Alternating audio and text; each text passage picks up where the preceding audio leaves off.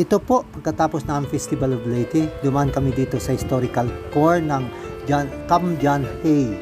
At dito pong aming super tourist guide. Yan po, si Elder Jovi. At ito po, samahan nyo kami ngayon. Ito po yung lugar kung saan dinisign mismo ni General Bell yung amphitheater. Kaya tinawag itong Bell Amphitheater. At yun, pupunta na po kami dito sa residence mismo ng commander ng kampong ito.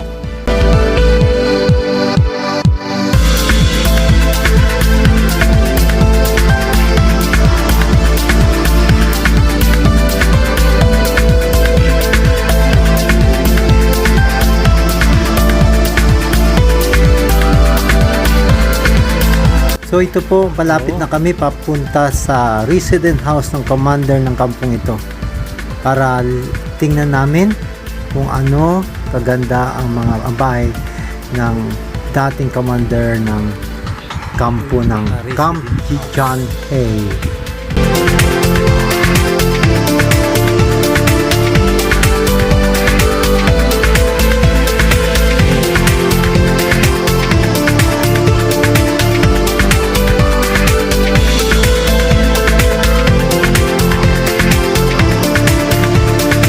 So ang bahay na ito ay napaikutan ng terrace, no? Yung terrace na paikot dito at hanggang doon sa likod. So dinaanan namin to. Ito po yung kanyang pinaka living room ng bahay. Yan, may chimney rin yan kasi ang lugar nito para sa Amerika din. Maraming bisita dito. Araw-araw halos maraming visitors. Yan yung pinaka kanyang dining, no? Dining room.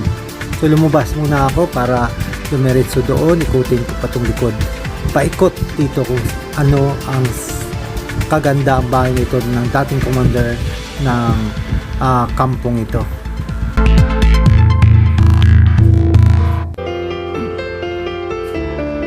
So ito po, tinitingnan namin yung caricature ng kampong ito.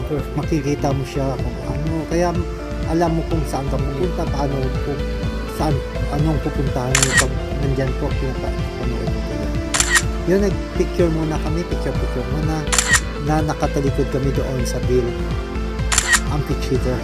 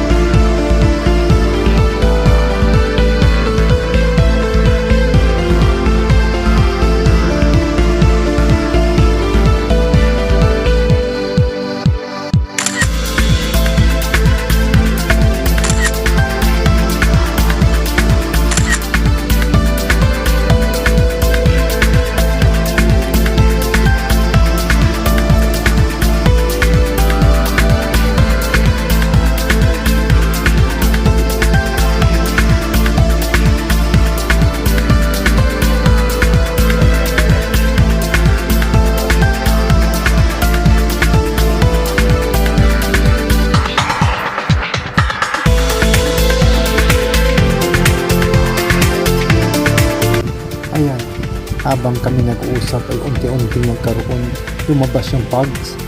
Ayun, makikita nyo sa likod ko na kumakapal yung pugs ko. Napakaganda dito, inabot kami ng pug dito. Yun, makikita nyo sa paligid. Napakadilim. Yun, napakaganda, masisigat sa yung haan. Yan.